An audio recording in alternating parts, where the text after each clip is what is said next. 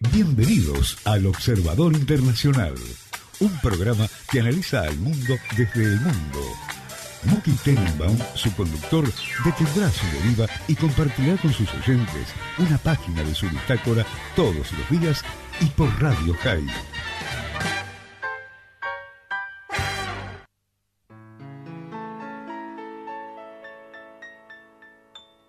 Ne me quitte pas, t'oublier, tout peut s'oublier.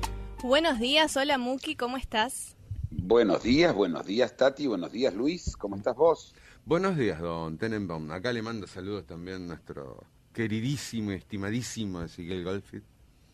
Ah, bueno, menos mal que está él controlando y digitando la cosa. Me contó Ezequiel la transformación brillante que tuvo Buenos Aires, que pasó a ser de un lugar en la Argentina a ser un lugar en Estados Unidos, ya que la tensión es 110 en vez de 220. Fantástico, claro. Sí, esas son transformaciones, ¿sí? Claro. No andar haciendo... Estamos claro, en el para primer cambiar mundo. todo el sistema eléctrico, simplemente se pasa al sistema americano y listo, ¿no? Ayer me voltearon un aire de casa. O sea, con esto del salto de tensión. Hoy viene el técnico. ¿Te acordás cuando éramos chicos los televisores tenían estabilizadores? Todavía lo tengo, Muki. Conservo el aparato en el... Para los que no saben, doble. en los años 60 había muchos problemas de tensión en la Argentina. De hecho, había dos compañías eléctricas, SEGBA, que era la nacional, y Ítalo Argentina de Electricidad. Así es. Y los dos tenían, había problemas serios de tensión en la Argentina y los televisores se hacían pelota muy rápido. Entonces apareció el estabilizador, un aparato del tamaño, yo diría, de un cartón de cigarrillos más o menos, ¿sí? Más grande, en el que Muki, pesado. Bueno, sí, 30 depende, kilos vos, esa porquería, claro. Sí, era pesado. Y se enchufaba el televisor de un lado y del otro eso se enchufaba a la electricidad, y lo que pasaba era que si había bajas o subidas de tensión, el estabilizador lo regulaba. Pero bueno, se dejó de usar cuando la electricidad dejó de tener ese problema, pero veo que, bueno, volvemos a los años 60, vamos a empezar a ver las cosas en blanco y negro, ¿no? Los estabilizadores ya volvieron en los 90, para hacerte. Ah, sí. Yo me acuerdo que en el estudio tuve que poner un estabilizador gigante porque gracias a la benemérita gestión y la privatización, ahí también tuve gravísimos problemas de electricidad. Así, bueno, sí, creo que vos no estabas en Buenos Aires en ese tiempo. Sí. Bueno, si ya hablamos de energía, vamos a hablar del primer tema, que es un tema serio, muy serio, y que lo vamos a tratar de explicar también en detalle. Ayer se anunció que material radioactivo que estaba en Irak, en Basra, que es en el sur de Irak, es decir, lejos de la zona de ISIS, es importante entender, desapareció. Y que lo estaban buscando intensamente, según lo que decían las fuerzas iraquíes, tratando de buscar dónde está. Primero expliquemos qué material radiactivo es y por qué estaba ahí. El material radiactivo en cuestión es el iridio radioactivo, es un isótopo del iridio. ¿Qué es un isótopo?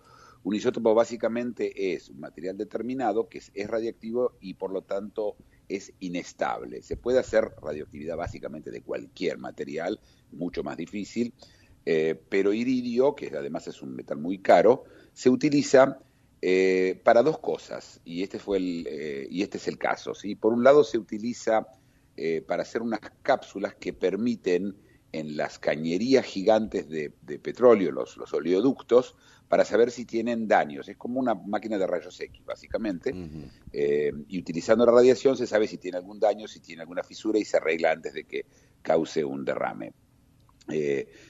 Estas cápsulas de iridio también se utilizan, como otros materiales radioactivos que no, como el uranio o el plutonio o el polonio, se utilizan también para fines médicos, por ejemplo, para combatir el cáncer, ¿sí? Es la famosa radiación, se utilizaba cobalto en una época, después se fueron cambiando los materiales. ¿Qué puede hacer este material radiactivo? Bueno, lo primero de todo, puede causar daños serios a los humanos. Cuando digo daños serios es si esto está en un lugar abierto, en un radio bastante importante alrededor de esto hay radioactividad, y en unas horas de exposición puede causar la muerte de los seres humanos cercanos. Pero más que todo, lo que puede causar esto, en el caso de una bomba, y ahora voy a explicar lo que es una bomba sucia, es causar pánico. que esto es mucho más grande que el verdadero daño que esto puede hacer. Pensemos en el Zika, ¿sí? El Zika, hay en este momento pánico en el mundo. Hay gente hablando del tema, centrados en el tema, y sabemos que el daño está bastante limitado. Hay ahora toda clase de teorías, pero básicamente está limitado a las mujeres embarazadas. Y aún así hay pánico. Imagínense la explosión de un artefacto explosivo que a su vez manda pedacitos de material radioactivo en un radio de, no sé, 100 metros, y que luego ese material radioactivo hay que sacarlo a tiempo para que no cause daño. La bomba sucia, que es un concepto bastante nuevo, no es una bomba atómica, es decir, no va a haber una reacción en cadena y que causa el hongo ese que es tan común, sino simplemente va a dispersar material muy dañino en un radio determinado, y lo va a hacer.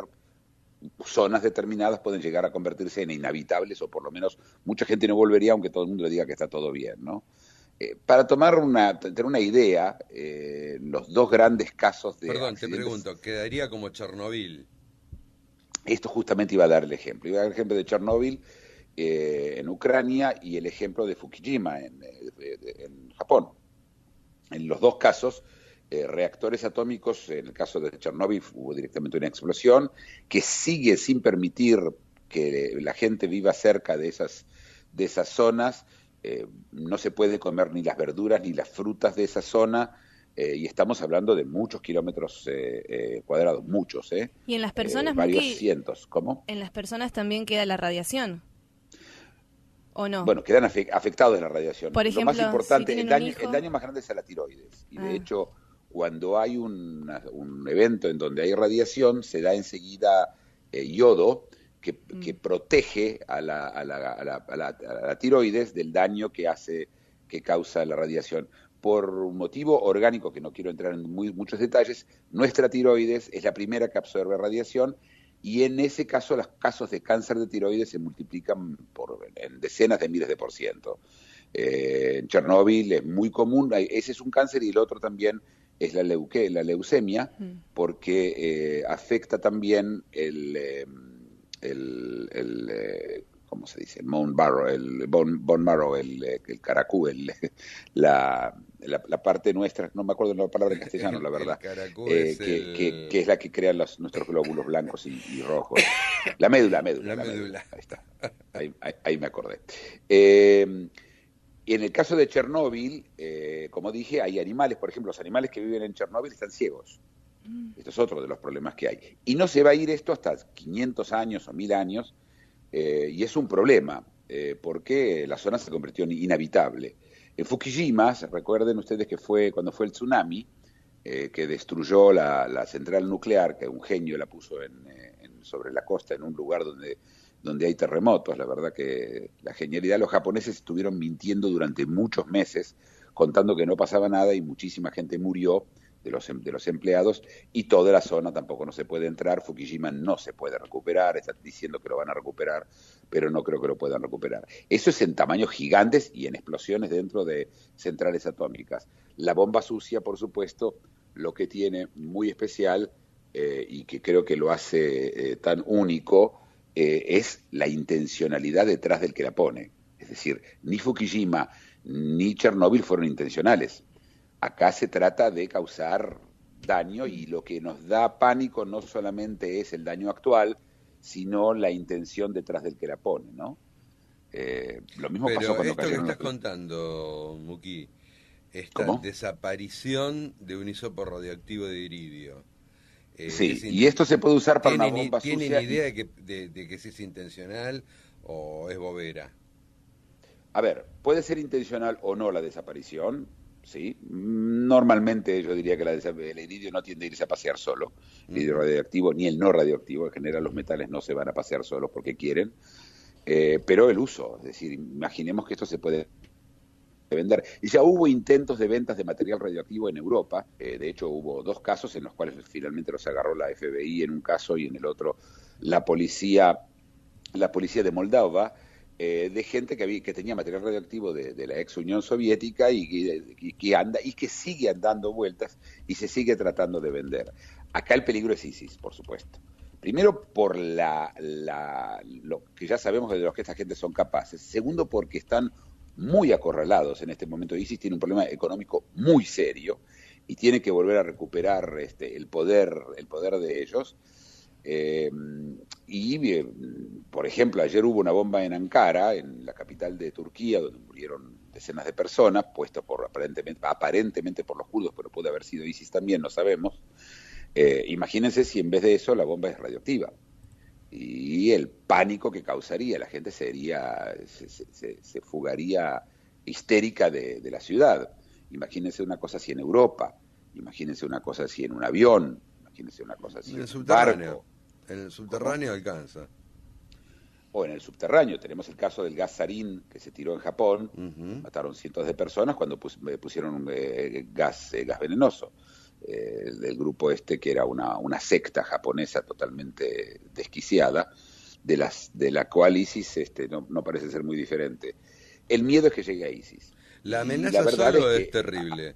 Yo recuerdo haber estado en los 90, creo que fue en el 90, en Barcelona, y solo la amenaza, que era el momento de las amenazas de gas sarín y todo eso, la sola amenaza en el subte de Barcelona causó un pánico, que hubo heridos. El problema es eso. ¿Se acuerdan que cuando fue el ataque contra Bataclan en París, la intención era hacer explotar una bomba en el estadio mientras jugaban Alemania y Francia? ¿Se acuerdan? Sí. Y que de suerte eso no pasó. Si esa bomba, ese tipo, hombre bomba, hubiera explotado en medio del estadio, las muertes que hubiera causado la explosión hubieran sido nada comparada con la avalancha del pánico enferma de la gente tratando de escaparse. Es cuando la estación de metro, la estación de Atocha, el desastre de la estación de Atocha, mucha gente fue tratando de huir. Así es, eso pasó ahí, pasó también incluso si tomamos España, en Madrid, en un concierto muy importante que hubo, que pasó lo mismo. También pasó, la Puerta 12 en Buenos Aires. Sí, iba a decirlo, no fue un atentado ni un caso así, pero la gente murió. Por eso, el pánico es mucho peor, pero además, recordemos lo que pasó después de Bataclan y después del 2001, de las Torres Gemelas. Lo que había era una sensación de inseguridad permanente y la gente estaba aterrorizada. Y esa, recordemos, es la meta de los terroristas, ¿sí? No se llaman terroristas porque es una palabra que se inventó sin ningún sentido. Se llaman porque ellos quieren causar terror. El problema es que esta noticia pasó casi desapercibida. Hoy le empezaron a levantar los diarios. Esto salió ayer a las 6 de la tarde. Cuando yo lo leí, yo me preocupé. Para mí me parece un tema muy preocupante, muy serio, y seguimos sin tener respuestas. En su momento también habían desaparecido otros materiales radioactivos, y hasta que no los encontraron la gente andaba bastante desesperada. En la Argentina pasó también, ¿recuerdan una camioneta hace un año y medio también que desapareció material radioactivo? Era en Córdoba, creo que fue, en la provincia de Córdoba, y que luego se encontró. ¿Qué va a pasar con esto? No sé, pero yo les digo de que no es una buena noticia. Y recordemos que además ISIS aparentemente tiene acceso a más cosas, y como la situación económica de ISIS se está convirtiendo en problemática, y como los bombardeos de Rusia están siendo tan masivos, y como el gobierno de Assad está creciendo tanto, yo no sé cuál es la próxima respuesta de ISIS, y va a haber una respuesta de ISIS. La pregunta no es si va a haber, sino cuándo va a haber y en qué forma. No tengo duda que ISIS todavía no terminó su repertorio. Y bueno, estamos frente a... Es de notar que están con el repertorio de terror mediático por ahora, y es cierto que la instancia de terror mediático tiene su límite, y es como, lamentablemente es como todo espectáculo, ¿no? Si vos no redoblás la apuesta el otro día del pusieron un video, no sé si lo viste, de un chico de 4 años ejecutando 4 personas. Sí. Todavía está dentro del territorio de los medios, ¿no? O sea, todavía. Necesitan... Todavía está en el territorio de los medios, pero justamente cuando uno hace algo, cuando uno lleva un show, digamos, tiene que redoblar la apuesta en la próxima entrada. ¿no? Porque si no, Así es. después de Es la cierto. tanda no se queda nadie. ¿Entendés? Es cierto, tu análisis es correcto, sí. O sea, claro, para la cabeza claro. mediática tiene que ser así. Sí, Sí, en este caso es una redoblar cosa terror. solamente quiero volver a explicar, y para que nos quede claro. Lo que explotaría no es el material radioactivo. El material radioactivo no es explosivo. Uh-huh. Es el material radioactivo puesto dentro de una bomba, donde a veces se ponen bulones o balines para causar mucho daño alrededor de mucha gente. En este caso pondrían material radioactivo que incluso pueden radioactivar, es decir, dejarle a todo lo que están poniendo dentro de la bomba, y la bomba explota y después da salir a buscarlo, ¿sí? No es la bomba no es la radioactividad que mataría en el acto, sino el hecho que quede y el hecho que por primera vez en la historia se use una bomba sucia. Jamás se usó hasta el día de hoy una bomba sucia. La última vez que se usó una bomba que tenía radioactividad fue en Nagasaki. Desde entonces, desde la Segunda Guerra Mundial, nada. Y eso sería un antes y un después, en muchos sentidos. Mira, Muki, algo para decir rapidito sí. antes de ir a la canción. Hay una serie que se llama Los 100 y justamente Sí, la estoy viendo, sí. ¿Viste lo que es? Es por este tema. El mundo entero se muere por la radioactividad. Sí, bueno, es una serie. Sí. Estoy mirando Los 100, justamente sí. Ya estoy en la segunda temporada, no sé si estás vos. Ya. Sí, también, ya la terminé. O sea que sí, te acaba de decir, en la primera temporada no se murieron. No, ya la vi igual. Ya la vi, Quedaron ya. 50. No contamos lo que va a No, pero me hizo acordar la radiación. Está en Netflix, sí. Sí. Bueno, veo que vemos las mismas series, vos y yo, Tati.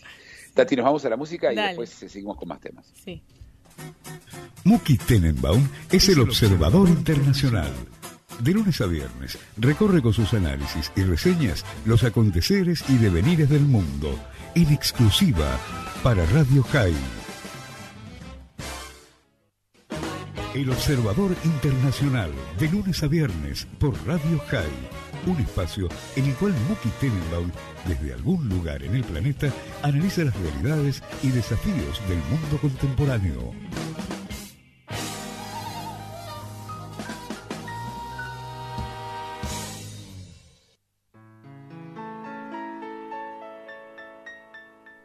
Qué tema. Sí, ¿no? Espectacular, sí. ¿Dónde encontrás estas cosas como encontrar a Nilsson, por ejemplo, ahora? O sea, ¿qué pasa? ¿Estás en tu día, venís caminando? Voy a escuchar a Nilsson. ¿Cómo? No, porque es raro la lista de decisiones para llegar a Nilsson.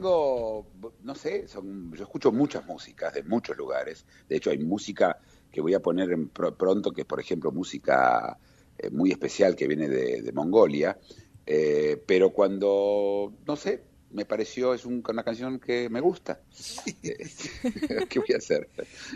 Seguro. Hasta que no tengamos otro editor musical. No, pero es tan ecléctica que es fantástica. Muy original. Muchas gracias. Bueno, pasamos ahora al... Antes de pasar al próximo tema, quiero meter un mini tema, y esto tiene que ver con... hace varios días que no estamos hablando ya de la economía, de lo que está pasando en los mercados. El motivo es que los mercados realmente no están dando noticias extremas, sino que sube un poco el petróleo, baja un poco el petróleo, se emocionan un poco en las bolsas, se desemocionan, sube el dólar, baja el dólar. Las únicas cosas que van bastante seguros es que Brasil está cada vez peor, pero ¿se acuerdan que hablamos del Deutsche Bank la otra vez? Y de las deudas gigantes del Deutsche Bank. Mientras tanto ya el Deutsche Bank subió y la gente está más tranquila. No tenía motivos para estar tan histérica antes ni tampoco tan tranquila ahora, pero bueno, el mercado siempre tiene razón, ¿no? Porque cuando a veces me preguntan cuánto vale tal y tal cosa, depende cuánto estén dispuestos a pagar. Esto es lo que vale algo, no vale lo que uno decide que vale, ¿sí? Los gobiernos a veces tratan de hacer eso con algunas de las cosas y no funciona. El valor de las cosas es lo que la gente esté dispuesta a pagar, y si no se crean distorsiones que al final se pagan.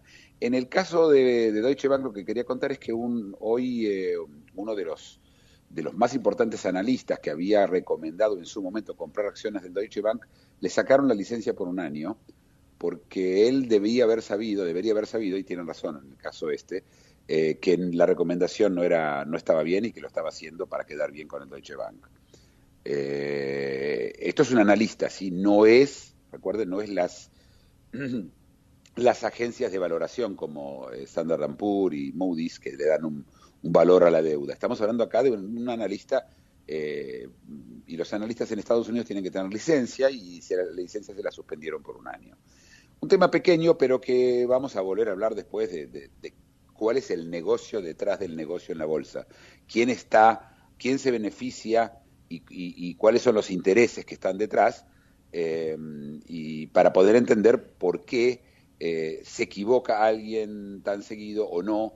El caso de Goldman Sachs, que recuerdan que les había contado que es la compañía más importante de inversiones en la bolsa, que había recomendado 5 recomendaciones en diciembre, que en enero 4 de ellas fueron un desastre. Tenemos que entender por qué las cosas pasan así y no de otra forma. Hay quien dice, por supuesto, que el ser analista es como ser profeta, es decir, no tiene ninguna base, y los números solamente sirven para engañar, pero es un tema que vamos a tratar en otro momento cuando tratemos estos temas con más de profundidad. El tema que quería conversar... un comentario. Está en los 2 diarios de más circulación aquí, algo que vos comentaste ayer o anteayer. Anteayer creo que fue el momento en el cual hiciste un comentario de 14 casos diarios o un número bastante alto de gente que apunta un láser hacia un avión despegando. No, 1.400, no 14. 1.400 en el año, pero en Heathrow solamente. En Heathrow, no solamente en Heathrow. Y ayer estaba en tapa de los 2 diarios que alguien lo hizo sobre Alitalia del Papa. Al avión del Papa, así es. Sí, que esto puede llegar a convertirse, gracias a estas publicaciones, en una psicosis colectiva de estúpidos poniendo láseres contra las cabinas, ¿no? Es decir, de los dos lados tenés. Por un lado tenés más gente haciéndolo porque que les gusta copiarse uno al otro y, sí, uy, qué linda idea, vamos a apuntar a la cabina. Vamos a hacer esta estupidez. Y la gente que vuela, que va a tener miedo que pase. Uh-huh. Es decir, recordemos siempre que hay 2 lados de esta historia, ni hablar de los pilotos, que pueden llegar a hacer una huelga general en el mundo y no volar más hasta que no se solucione el problema.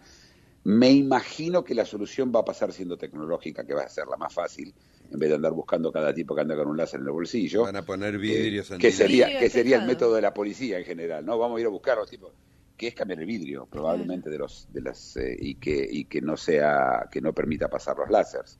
Eso me imagino que va a terminar siendo la solución. Pero tampoco es algo que se puede hacer de un día para el otro, ¿no? Además, te imaginas... No, miles y miles de aviones. ¿Cómo? Miles y miles de aeronaves. No, pero aparte imagínate lo que es ese vidrio, además de que hay que hacerle un cambio determinado y hay que fabricarlo y es carísimo y hay que cambiarlo, sí, pero supongo que al final vamos a tener que hacer eso. Ojo, que no sabemos cuántos de los accidentes aéreos que estos son, que se considera error del piloto, viste, que puede haber sido un láser, también puede ser que haya pasado, pero que la primera vez que haya un accidente que esto lo cause va a ser un desastre grande y que esté en primera plana me alertó porque hay mucho idiota que le va a gustar hacer esta estupidez. Sí, claro, además da ideas, sí. Y bueno, vamos a hablar justamente, ya que hablamos del Papa, vamos a hablar del Papa también.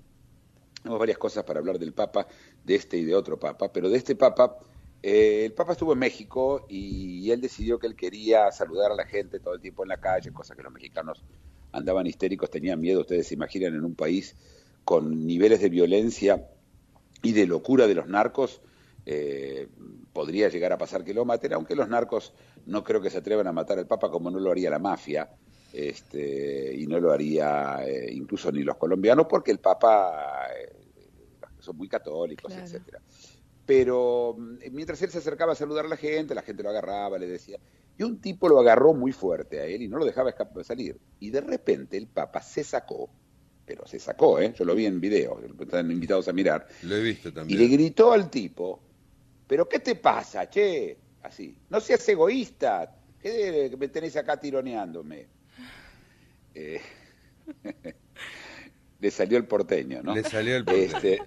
Le salió el porteño. Le salió Boedo al fondo. No seas egoísta, realmente. No es exactamente. Estoy viendo el video, me muero. Es como si tu abuelo te reta. Sí, algo así. No seas egoísta. Bueno, es una anécdota, ¿sí? No fue en el tono del tuyo de recién, Sí, fue en ese tono. El tono tuyo fue casi papal. Fue un poquito más durito. No. Bueno, Un tono el papal. primero que él, a ver, él no tiene mi tono de hablar tampoco. ¿Sí? El observador internacional no podría, creo, conducirlo, sería un observador internacional muy tranquilo, ¿no? No, Muy y pacífico. no te veo con el cono verde y con todas las cosas moradas. ¿Sí? Cargando yo, no. No. Un kiosquero en Buenos Aires una vez le dijo a mi suegro, cuando fue elegido el Papa Wojtyła, el Papa polaco, dice, ahora dice hay un Papa polaco, el próximo Papa va a ser judío.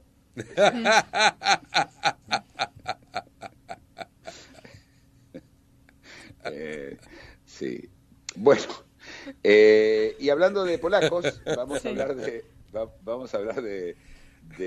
primero vamos a hablar del Papa polaco. El Papa polaco Wojtyła, el Juan Pablo Perdón, II. pero le vendría bien a la catolicidad bailar un poco, ¿no? ¿Bailar? Claro, a tener festividades alegres. Seguís con los bailes de los judíos, ¿no? Claro, tener festividades alegres y que se baile en el Vaticano. Mirá, yo no sé, no. El tema del baile no es una cosa compartida por todos los judíos, contrario a lo que la gente cree. Hay una rama, el judaísmo ortodoxo, estoy hablando del muy ortodoxo, lo que la gente llamaría ultra ortodoxo. Hay una rama que se llaman los Hasidim, que quiere decir los muy creyentes, que es una rama que nace con un rabino en el siglo XVII llamado el Baal Shem Tov, en el cual él funda los Hasidim, entonces dice que el judaísmo es una religión muy triste y muy seria, y básicamente abogan bailar y estudiar menos, bailar más, emborracharse.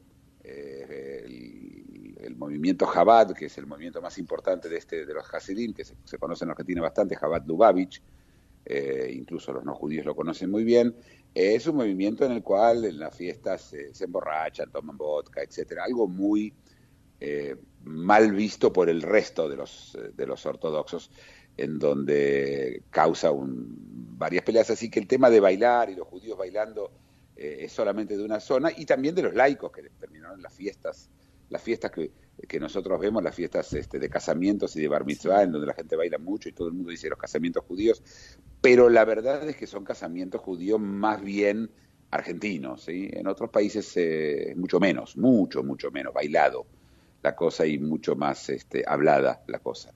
Yo estuve en casamientos ortodoxos en Nueva York, y primero que están separados hombres y mujeres, primero de todo, ¿sí? Todos los casamientos ortodoxos, los hombres están en un salón y las mujeres en otro. Y no bailan, ni se encuentran, ni se hablan, ni se ven. Así que lo que se bailan son hombres bailando por un lado. ¿Cómo? ¿Los que se casan están separados? No. En el momento del casamiento se casan, ¿sí? Sí. Están el momento del matrimonio está, por supuesto, dividido el lugar en dos. Y luego para la fiesta, Sí. inmediatamente después de casarse, se casan en el salón en general.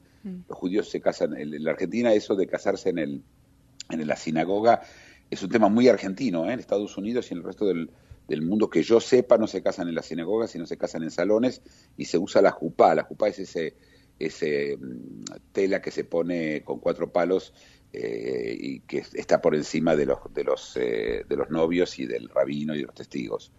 Y luego se termina la cosa y se dividen en 2 salones, en donde comen separados, hablan separados, están separados, y se terminó. Esto hablo entre los ortodoxos, ¿sí? No me refiero al resto de los movimientos judíos, pero son muchos, es decir, son un porcentaje muy alto de los judíos. Y el judaísmo está prohibido mezclar hombres y mujeres. Esa mezcla de hombres y mujeres la trajo el movimiento reformista y luego el conservador, en donde los sinagogas y los casamientos y todos mezclaron hombres y mujeres juntos, cosa que los ortodoxos no lo tienen. Y bueno, es muy distinto, es muy diferente. Si quieren algún día podemos hablar de lo que son los casamientos judíos, que parte de la audiencia, por supuesto, de Radio High la conoce, y otra no. Y todo eso empezamos hablando del Vaticano y los bailes. Y ya que estamos en el Vaticano y todavía antes de irnos, ¿sabes qué? Nos vamos primero a la tanda, Sí, dale. y después seguimos con el resto de los temas. Sí. Una reflexión, un análisis y ahora una tanda. Luego seguimos con El Observador Internacional. Todas las mañanas, Muki Tenenbaum es el observador internacional. Viajero incansable, cada mañana hace un stop en su deriva para compartir sus impresiones y análisis de la realidad mundial con el oyente de Radio High.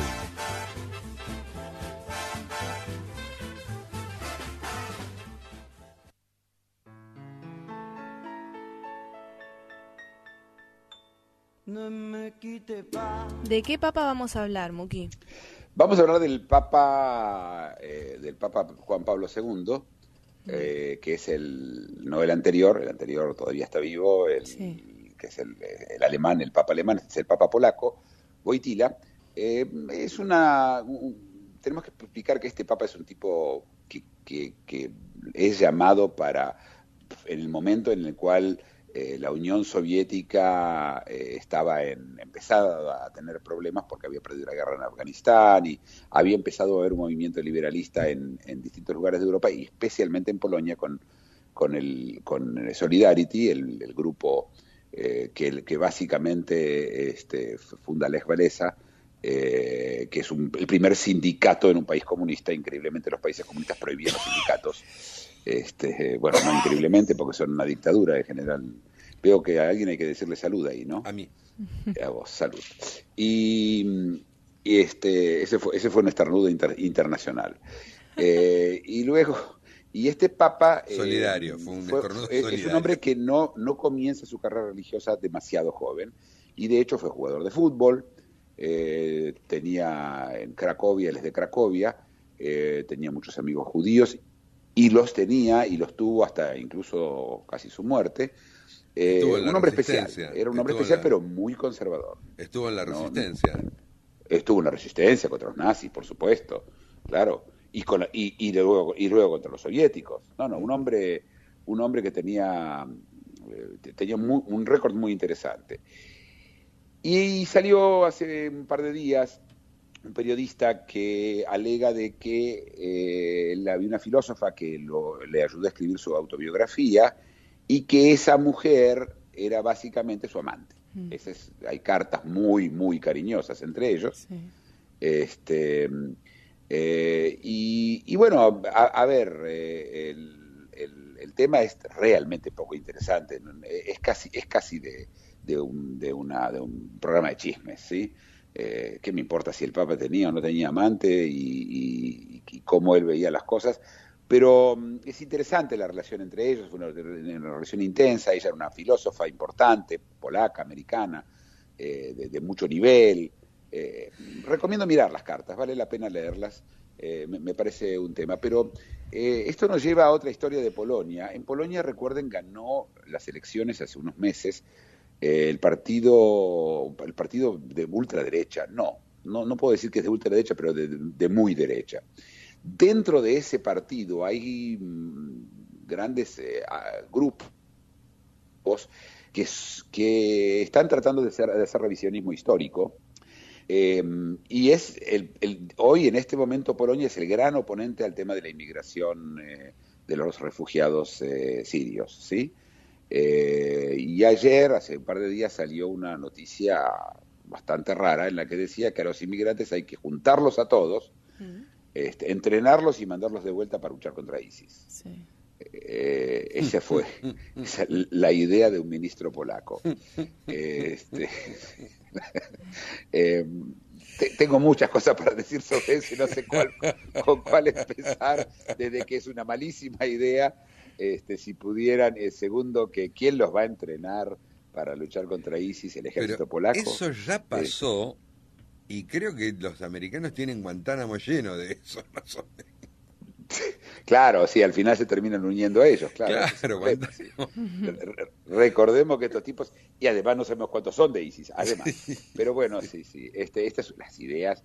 Y es el grupo de Visegrad. El grupo de Visegrad es Polonia, Eslovaquia, República Checa, Hungría, que se llama Visegrad porque en una época así se llamaba la zona, había un conde de Visegrad, pero así se llama ese grupo de países, Bulgaria también, que no quieren saber nada de los inmigrantes y que están creando increíblemente con todos estos muros que van poniendo, una situación en la cual Grecia queda aislada, porque básicamente Grecia pasan de Turquía a Grecia, de Grecia pasaban a Bulgaria, etcétera, pero todos estos países dijeron no vamos a dejar pasar a inmigrantes por acá, por lo tanto no pueden llegar a Alemania, no pueden llegar a ningún lugar. Austria incluso también acaba de poner vallas. Curiosamente quiero decir algo muy interesante. Lo único que va a quedar ¿cómo? es el paso de las Termópilas. El paso de las bueno, tenés que explicar lo que es el paso de las Termópilas. Claro, y ahí van a poner 300 griegos. No, necesitas 300 espartanos. 300 espartanos. Pero bueno, quiero contar algo que es curioso, ¿no? Desde que empezaron a ponerse muros y cosas para que no pasen los inmigrantes y vallas, hasta hace un año, cada tanto escuchábamos a Europa, a todos los países de Europa, quejándose contra Israel, que había puesto un muro para evitar de que hayan atentados de terroristas que pasen de Judea y Samaria, de lo que llaman los territorios, hacia Israel, y había puesto un muro. Y fue un tema de discusión gigante, y le acusaron a Israel de cualquier crimen que se te puede llegar a ocurrir, incluyendo racismo, muro de Berlín, etcétera. Estas críticas desaparecieron, pero miren, ustedes pueden mirar los diarios, si yo busqué, no hay una sola crítica que venga de Europa desde la crisis, cuando empezó la crisis migratoria. Es decir, poner muros para que no vengan refugiados está bien, poner muros para que no entren terroristas está mal. La vara cambia, ¿no? Es decir, inyecciones en culo ajeno no duelen, perdón, sí, por la profanidad, pero hay que decir... Es decir, cuando me toca a mí, claro, yo hablaba del otro, ¿sí? Yo no. En mi caso, pero aparte es distinto, pero no lo hablan, es decir, desaparece. Lo interesante no es que cambian los argumentos, simplemente desaparece la crítica, porque tienen miedo que les rebote. Y hay un dicho americano muy bueno que dicen que esos que viven en casas de vidrio, mejor que no anden tirando piedras. Es decir, que si no te le van a tirar piedras a vos de vuelta y vos te vivís en una casa de vidrio. Esto es el mismo concepto y es algo que me sorprendió y salí a buscarlo. Mirá que salí a buscar el tema, que es un tema que hasta hace 6 meses cada tanto había artículos en el Guardian, en Inglaterra, en Europa, en todos lados. Todo eso desapareció. Desapareció, no se habló más del muro. Y desde que además Trump dijo que quiere hacer un muro para no dejar pasar a los mexicanos, ustedes saben, ¿no? Sí. Es una de las ideas de Trump, a poner un muro que lo van a pagar los mexicanos, según él. Pero ya hay un muro, ya hay un muro. Hay una valla que le faltan 700 millas, 1000 kilómetros todavía, y que esto es otro de los temas de discusión en los debates en Estados Unidos. Antes de irnos a la próxima interludio musical, quiero contar una cosa que ayer, cuando hablábamos de todo el tema de los drones que matan gente utilizando un algoritmo, y que es un desastre, y que no puede ser que un tipo con un joystick que use un programa que decidió de que una persona es un enemigo basado en 3 reglas que se encuentran en Facebook. El FBI decidió que quiere ayudar a la lucha del terrorismo dentro de Estados Unidos e hizo un juego online. Bueno. Y vos entras a la página de FBI y hay un juego en donde chicos pueden jugar a tratar de llegar a una cabra, y que cada vez que aparece un muro, el muro explota, explicando que son bombas y que hay que evitar las bombas. Un juego muy, muy primitivo, hecho parece para un Atari, no para una computadora, pero la idea es que los chicos van a jugar a salvarse del terrorismo. Me hace acordar, Luis, no sé si vos viste películas, que en los años 50, cuando había, después del hecho que había bombas atómicas y los rusos empezaron a tener bombas atómicas, que hacían ejercicios en los colegios, ¿qué pasa si hay una bomba atómica? Claro. Le decían a los chicos que se refugien debajo del pupitre. Abajo del pupitre. Sí. Abajo del pupitre. Y si no hay pupitre, que se pongan las manos en la nuca. Yo tengo mi colección de imagen películas de eso. Son tremendas. Son tremendas, pero aparte es totalmente inútil, es decir, bombas atómicas, gente bajo pupitres. Si hubiéramos subido, si la gente lo hubiera sabido esto en Hiroshima y Nagasaki, no se hubiera muerto nadie, se hacían pupitres suficientes para todos, ¿no? No, inclusive parte de esas películas hay gente que le hacen poner anteojos oscuros. Sí, también anteojos oscuros. Sí, como el anteojo oscuro la deflagración nuclear, después de que te pones un anteojo oscuro, ya está. Y protector solar.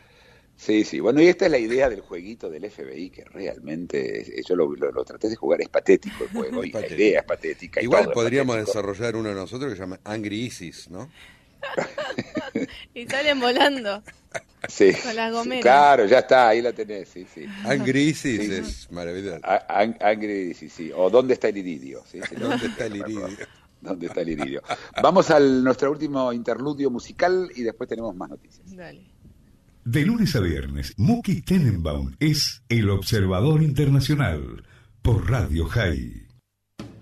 Viajero incansable, cada mañana hace un stop en su deriva para compartir sus impresiones y análisis de la realidad mundial con el oyente de Radio High.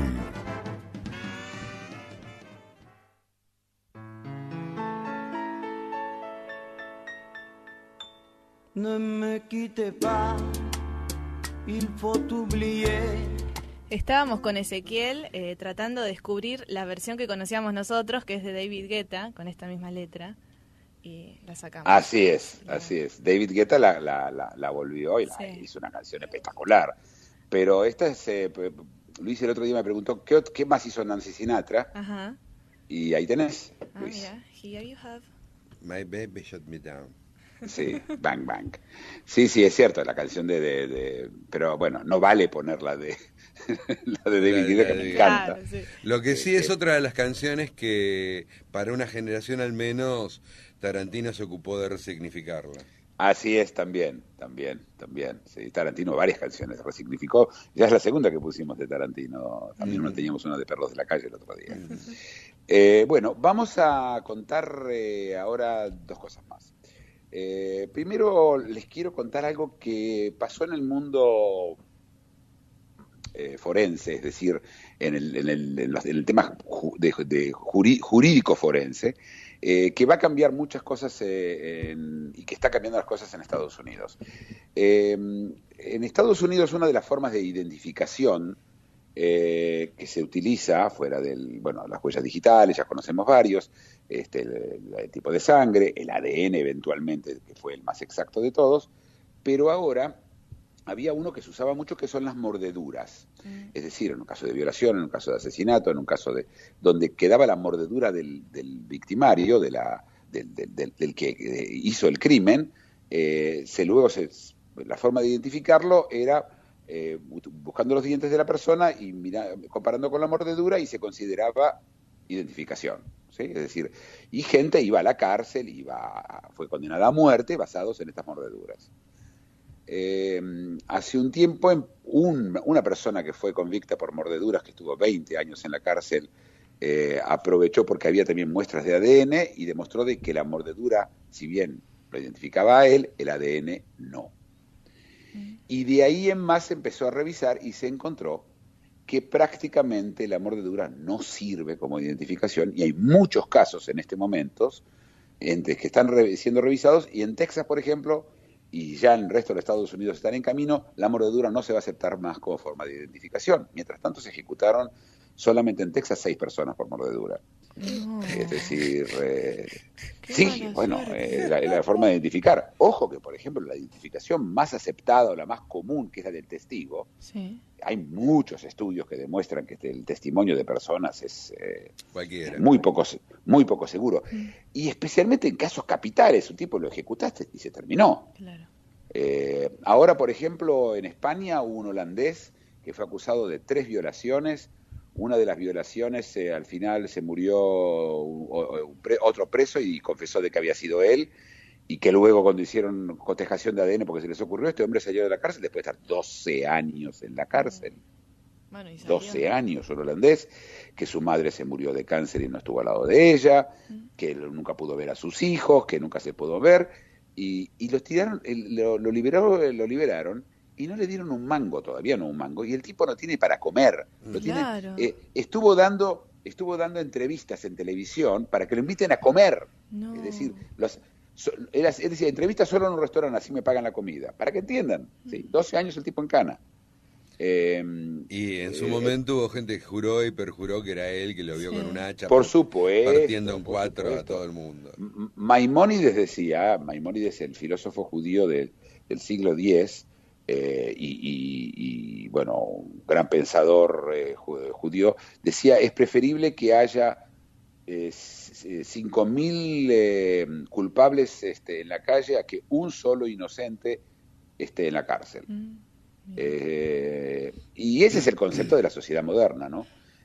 Por supuesto que va a depender también de la suerte y de muchas otras cosas, y si vas a cualquier prisión, y yo estuve en muchas como abogado, vas a encontrar que prácticamente toda la prisión, los prisioneros van a decir que son inocentes. Así Me imagino al Papa en Ciudad Juárez, entonces.